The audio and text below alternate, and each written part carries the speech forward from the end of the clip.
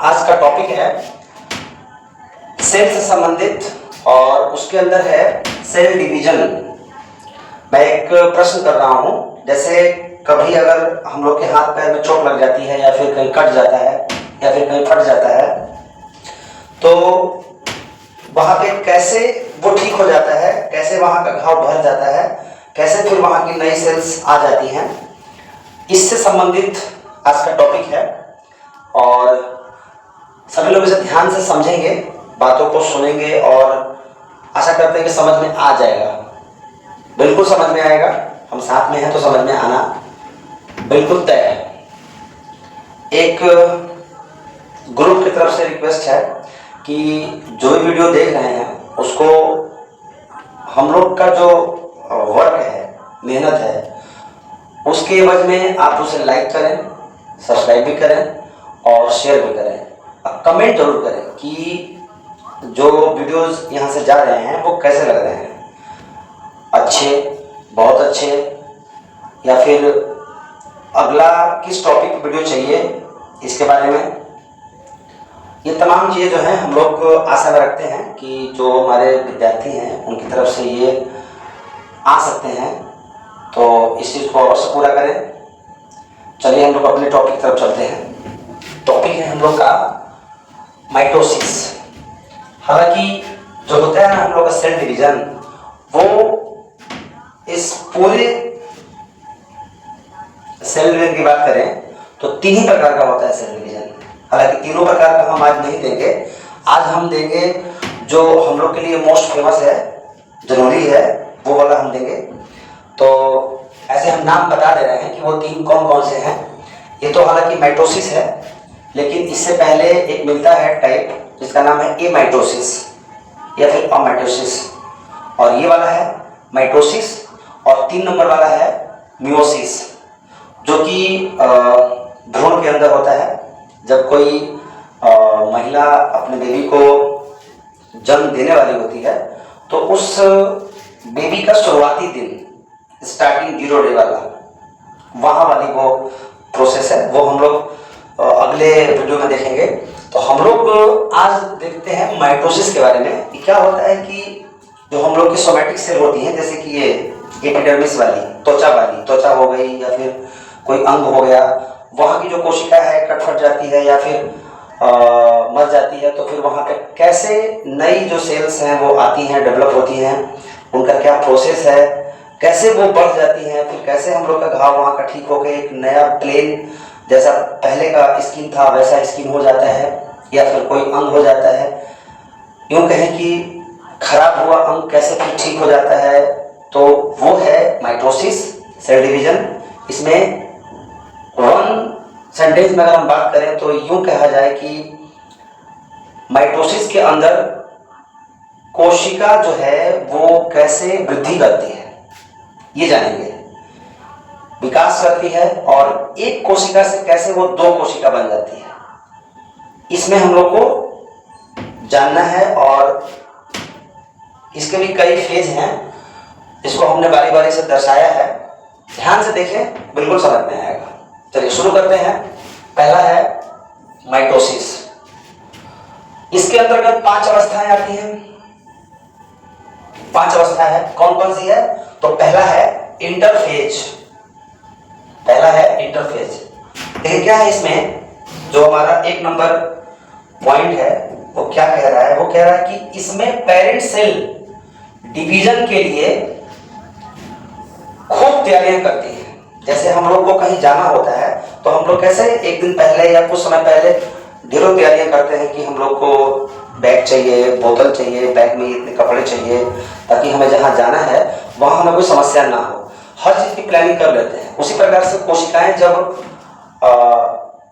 Divide होने वाली होती हैं, तो जो पहले की कोशिका है जो बढ़ने वाली है, जिससे नई कोशिका बनने वाली है, वो कोशिका तैयारी करती है और खूब जम के तैयारी करती है कि कोई भी कमी हमें, जब हम कर रहे होंगे डिवीजन, तो कोई हमें कमी ना करे, उतनी जम के तैयारी करती है। इसके बाद है पोषक तत्वों को इकट्ठा करती है। मतलब जितने भी पोषक तत्व हैं जो इनके डिवीजन में काम आ सकते हैं, उन सारे पोषक तत्वों को ये कोशिका जो है वो इकट्ठा करती है, ताकि हम जब कर रहे होंगे डिवीजन तो हमें कोई समस्या ना आए। तो पोषक तत्वों को ये लोग इकट्ठा करती है ताकि इन्हें दिक्कत सामना ना करना पड़े। 3 नंबर पॉइंट है कि इस अवस्था में सेल सबसे ज्यादा रेस्ट करती है। अब मान लिया जाए कि हमें 2 घंटे के बाद कोई काम करना है और काम ऐसा है कि उसमें काफी वर्क करना है, मेहनती काम है और हम थक सकते हैं, तो उस काम को शुरू करने से पहले हमें रेस्ट चाहिए, प्रॉपर रेस्ट। एक मजदूर जब काम करता है, या फिर मजदूर की बात क्यों करें, कोई भी इंसान जब काम करना शुरू करता है तो उसे दिन भर में एक बार बीच में रेस्ट देना बहुत जरूरी होता है। इससे क्या होता है कि जो हमारे बॉडी की सेल्स हैं वो, या फिर यूं कहा जाए कि नर्वस सिस्टम जो है वो काम करने की जो क्षमता होती है उसको एक प्रकार से रीसेट करती है, ताकि रेस्ट करने के बाद जब हम काम स्टार्ट करें तो उसी एनर्जी के साथ काम शुरू हो।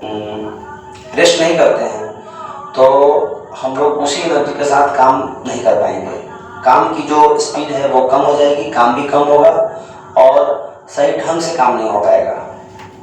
इसलिए काम करने से पहले हम लोग को रेस्ट चाहिए। उसी प्रकार से कोशिकाओं को भी नई कोशिका बनाने से पहले बहुत अच्छी तरीके से रेस्ट चाहिए होता है। ये हमारा हो गया इंटरफेस की कुछ बातें। इंटरफेस में ये सब बातें होती हैं, ये सब सिस्टम को अप्लाई किया जाता है, कोशिकाएं करती हैं। अब आते हैं हम लोग 2 नंबर फेज कौन सा है। 2 नंबर फेज है प्रोफेज। प्रोफेज में क्या होता है कि क्रोमैटिन जो जाल है वो क्रोमोसोम बन जाता है। क्रोमैटिन जाल क्रोमोसोम बन जाता है। तो अब यहाँ पर एक समस्या आती होगी या फिर आ रही होगी कि क्रोमैटिन क्या होता है।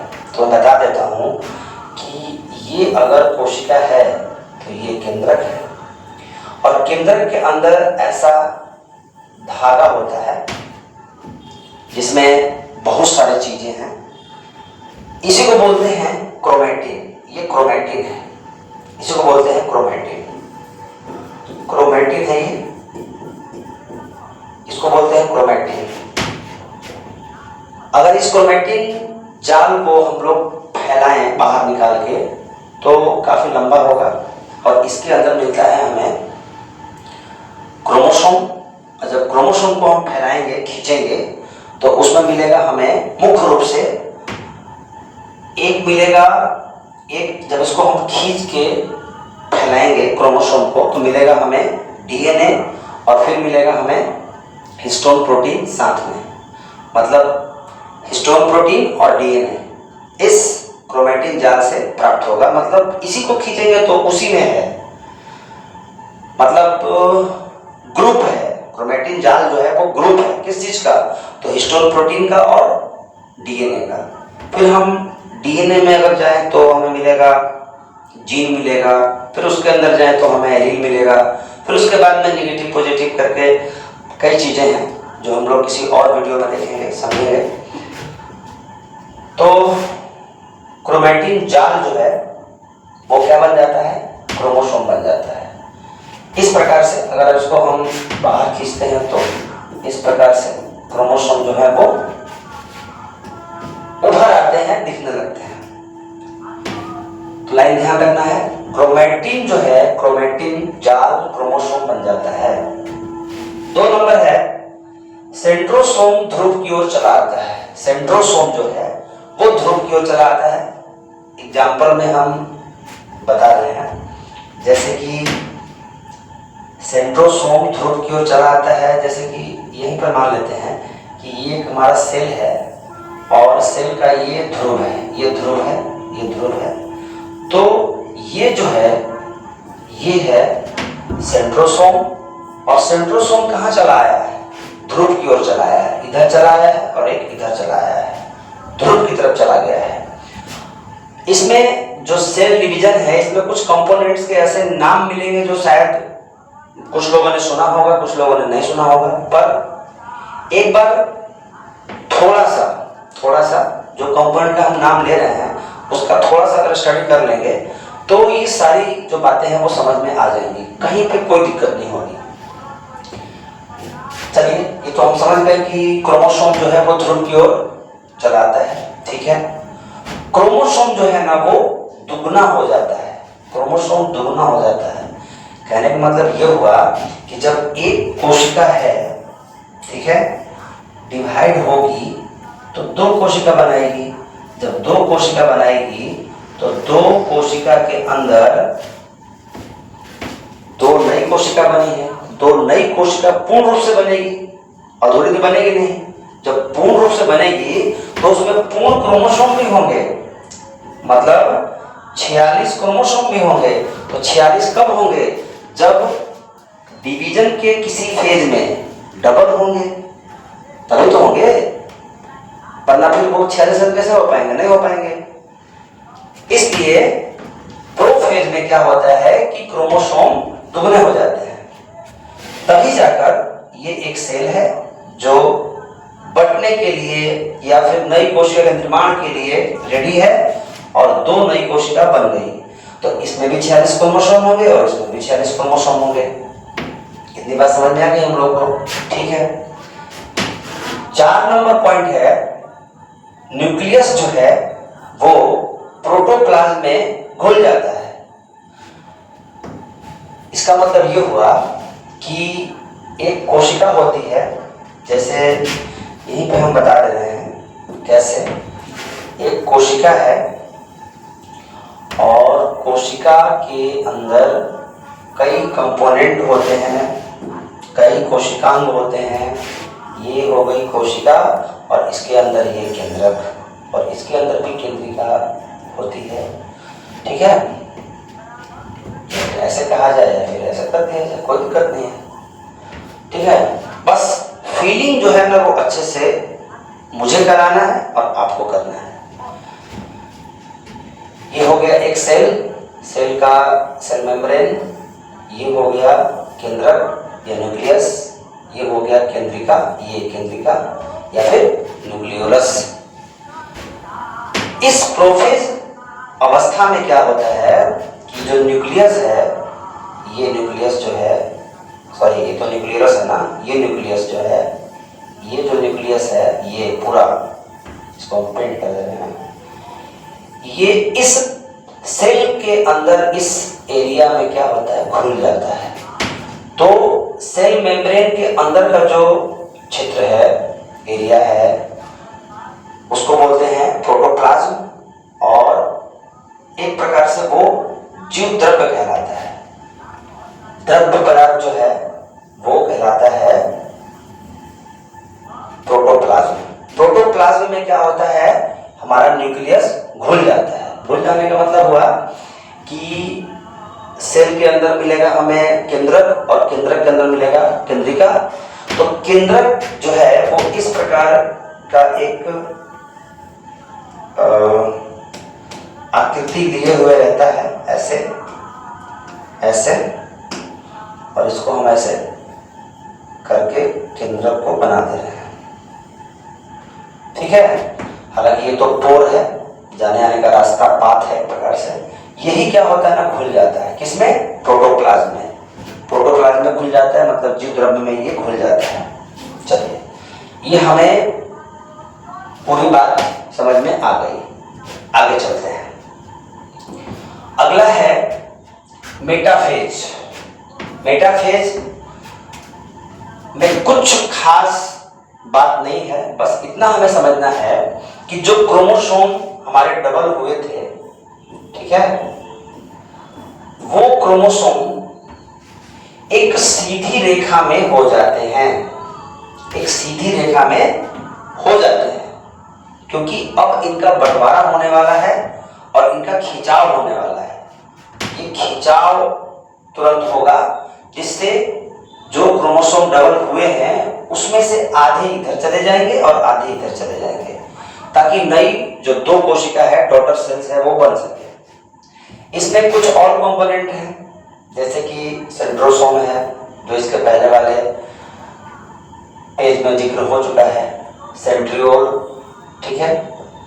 ये लगभग एक ही प्रकार का चीज है, कोई खास डिफरेंस इसके अंदर नहीं है। इसके बाद में एक चीज है माइक्रोट्यूबुल्स, ठीक है। ये एक प्रकार का तंतु है, ठीक है।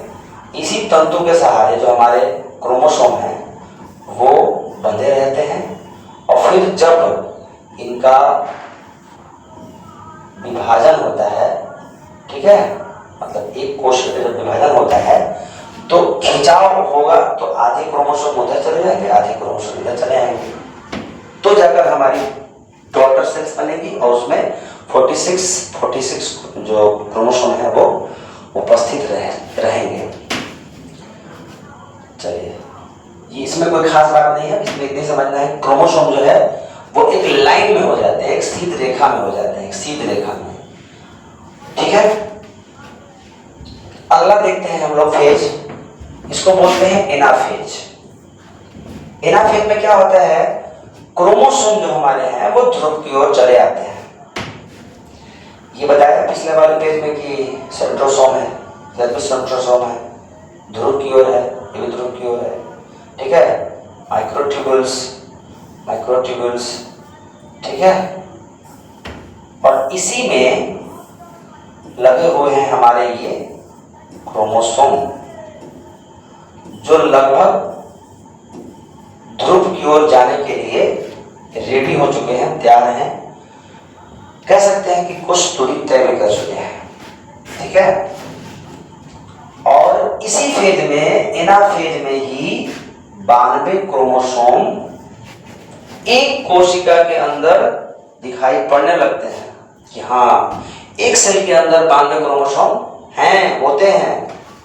चलिए, ये भी हम जान गए कि एक सेल के अंदर 92 क्रोमोसोम भी दिखाई पड़ सकते हैं, पर आगे जाके ये कोई मतलब ऐसा फेज नहीं है कि काफी लंबे समय तक ये रहता है स्थिर, बहुत ही कम समय का ये फेज है। जैसे यूं समझा जाए कि अगर यहाँ मेरे स्किन पे कहीं कट लगा तो ये कट एक हफ्ते के आसपास में ठीक हो जाता है, यहाँ पे जो स्किन है वो भर जाती है। तो एक हफ्ते के अंदर की ही बात है ये, एक हफ्ते के अंदर में 5 अवस्थाएं हो जाती हैं। उसके बाद छठी अवस्था है साइटोकाइनेसिस। उसमें क्या होता है कि जो सेल बढ़ने के लिए आगे बढ़ रही थी उससे 2 कोशिकाएं बन गई। तो बहुत ही शॉर्ट टाइम का फेज है, लेकिन फेज है, कोशिका है, और इसमें एक बार में 92 क्रोमोसोम दिखाई पड़ने लगते हैं, नो डाउट। और इसमें कुछ और बातें नहीं है, बस 2 बातें ध्यान रखना है कि जो क्रोमोसोम है वो ध्रुव की ओर चले जाते हैं और 92 क्रोमोसोम जो है वो प्रकट हो जाते हैं, हम देख सकते हैं, मतलब सिस्टम के थ्रू देख सकते हैं। ऐसे हम लोग खुली आंखों से देख सकते हैं। एक सुई का जो नोक होता है उससे अगर हमें किसी भी स्किन के चमड़े को निकालें, उसमें लाखों कोशिकाएं होती हैं, कैसे देख पाएंगे हम अपनी खुली आंखों से? इम्पॉसिबल। चलिए आगे बढ़ते हैं। पांचवा है टेलोफेज। टेलोफेज हम लोग जिस समय पढ़ते थे उस समय टेलोफेज जब आता था तो बोलते टेल बन गया है, कोशिका का टेल, पूंछ बन गया है, मतलब ध्यान फटाक से वहां पहुंच जाता था कि हाँ ये फेज है जहां पर कोशिका बिल्कुल बटने के लिए अब तैयार है, एकदम वही वाला फेज के बारे में बताना है। हम अपने समझ पर बता रहे हैं कि टेलोफेज जब आएगा तो हम लोग का ध्यान वहां जाया करता था कि टेलोफेज का मतलब पूंछ बन गया है, अब कोशिका बटने वाली है, नई कोशिका बनने वाली है। तो ऐसे करके आप भी इसे याद कर सकते हो। टेलोफेज में क्या होगा कि ये अंतिम अवस्था है, हालांकि इसके बाद भी एक है छोटी सी अवस्था साइटोकाइनेसिस, लेकिन अगर कहा जाए तो ये अंतिम अवस्था है। इसमें क्या होता है कि सेल जो है वो डॉटर सेल बनने के लिए रेडी है। सेल जो है अब बिल्कुल जैसे कैसे होता है कि प्लेन जो है वो रनवे पे लैंड करने के लिए रेडी है, तो ऊपर क्या करती है, मंडराती है प्लेन, जल्दी मुझे सिग्नल मिले और मैं लैंड करूं। ठीक है, तो रेडी है, कह सकते हैं ना कि रेडी है, चारों तरफ घूम रहा है प्लेन, रेडी है, सिग्नल मिलेगा लैंड करेगा। उसी प्रकार से ये फेज है जिस फेज में कोशिका डॉटर सेल बनने के लिए बिल्कुल रेडी है, बिल्कुल रेडी, तैयार। ठीक है, कैसे, अगर हम लोग को कहीं जाना होता है तो घर पे सारा सामान वगैरह पैक करते हैं, बिल्कुल पहन के बिल्कुल तैयार, रेडी, अब चले, मतलब चले, बैग उठाओ चलो जल्दी से, वो रेडी, बिल्कुल रेडी। इसके बाद हमें समझना है 3 नंबर पॉइंट, क्रोमोसोम जो है वो क्रोमेटिन जाल बना देता है, या उसके द्वारा, क्रोमेटिन जाल के द्वारा क्रोमोसोम बन जाता है। ठीक है,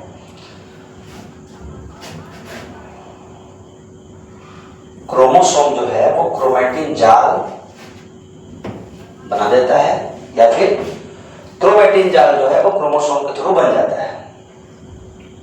जैसे क्या होता है कि बता रहा हूं, ये कोशिका है, ये केंद्रक है, इसके अंदर क्रोमेटिन जाल है, फिर ये क्या हुआ कि ये 1 से 2 कोशिका बनी, तो जब 2 कोशिका बनी तो दोनों कोशिका इसकी जैसी होगी, तो इसकी जैसी होगी तो बीच में चाहे जो भी आया हो गया हो उससे मतलब नहीं है।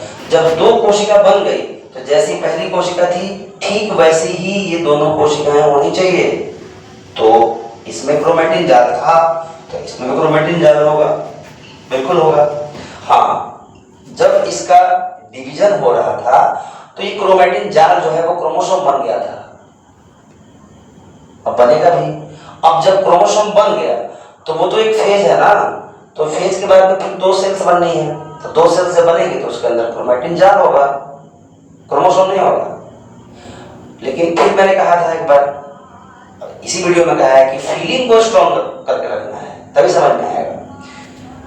क्रोमोसोम इसी के अंदर है, पर जब हम इसे खींच के लंबा करेंगे ना, ठीक है, तो क्रोमोसोम मिलेगा, और जब उसे खींचेंगे तो उसके अंदर मिलेगा हमें हिस्टोन प्रोटीन, डीएनए, फिर डीएनए के पार्ट मिलेंगे, पार्ट मतलब एक स्पेशल डिस्टेंस तक का जो क्षेत्र होगा वो कहलाएगा जीन, फिर उसके अंदर जाएंगे तो उसी प्रकार से स्पेशल जो डिस्टेंस है वो क्षेत्र है वो एलील, फिर उसके अंदर जाएंगे तो फिर मिलेगा नेगेटिव पॉजिटिव, ऐसे करके। तो जो क्रोमेटिन जाल है उसी में हमारा है क्रोमोसोम, और उसी में है हमारा हिस्टोन प्रोटीन, और उसी में है हमारा डीएनए, जीन, एलील, सब कुछ। तो हम बोल सकते हैं कि क्रोमेटिन जाल के अंदर हिस्टोन प्रोटीन और डीएनए रहता है। यहाँ कंफ्यूज नहीं होना है कि अभी तो बता रहे थे कि क्रोमोसोम था उधर पीछे, फिर ये कैसे क्रोमेटिन जाल बन गया। तो क्रोमोसोम तो वो प्रोसेस में क्रोमोसोम बन गया है, ठीक है, पर क्रोमोसोम के बाद की अवस्था में अगर बात करें तो वही क्रोमोसोम क्रोमेटिन जाल बन जाता है। क्रोमोसोम जो है वो क्रोमेटिन जाल बन जाता है। इस अवस्था में क्या होता है कि केंद्रक हो गया, केंद्रक झिल्ली हो गई, या फिर केंद्रिका हो गया, इन सब का निर्माण हो जाता है। जैसे मैंने यहाँ बताया ना कि इस सेल का हो रहा है डिवीजन, तो इसके अंदर इसके बाद और इसके पहले यहाँ पे फेज है, और उस फेज को पूरा करने के बाद जो कोशिका है वो पूर्ण कोशिका बनाती है, इस वाली कोशिका से पूर्ण कोशिका बन जाती है, 2 कोशिकाएं बनती हैं, और ये हुई कोशिका हमारी इन कोशिकाओं की पेरेंट सेल, और ये दोनों हुई कोशिकाएं इस कोशिका की डॉटर सेल। मतलब हम कह सकते हैं इस पिक्चर को देखने के बाद इससे ये 2 कोशिकाएं बनी, ये हो गई डॉटर सेल, ठीक है, और ये हो गया पेरेंट सेल, ये पेरेंट सेल, ये डॉटर सेल, ठीक है।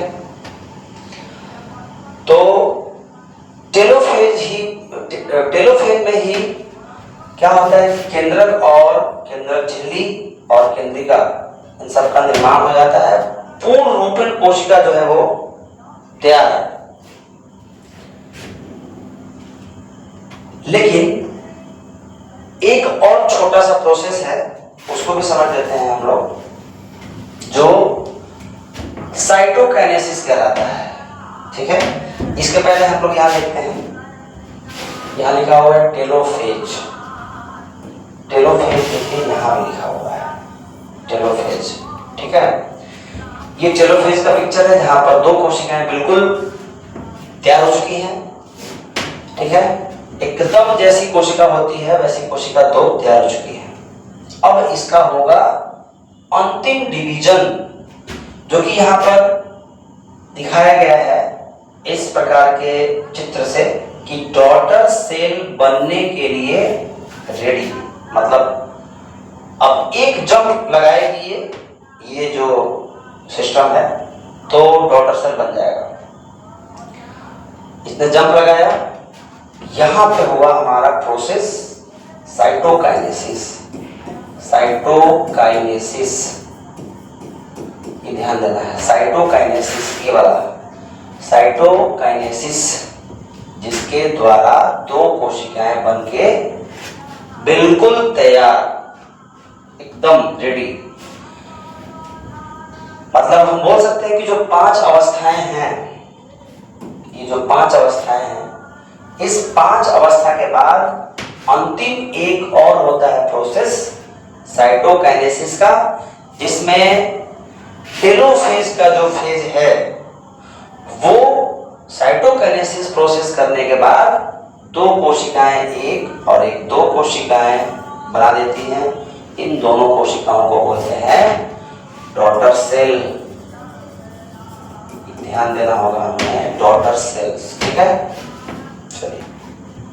चलिए ठीक है, आशा करते हैं कि ये जो टॉपिक है वो समझ में आया होगा। अगर कहीं पर समस्या आ रही होगी तो इसको पीछे करके एक बार दो बार बार बार करके देखिए, बिल्कुल समझ में आएगा। और जहां पे समस्या आती है वहां पे कमेंट करें, मेरे से पूछें, मैं उनका उत्तर दूंगा। और इस वीडियो को देखने के लिए बहुत बहुत धन्यवाद, और मिलते हैं हम लोग अगले वीडियो में। तब तक के लिए बाय।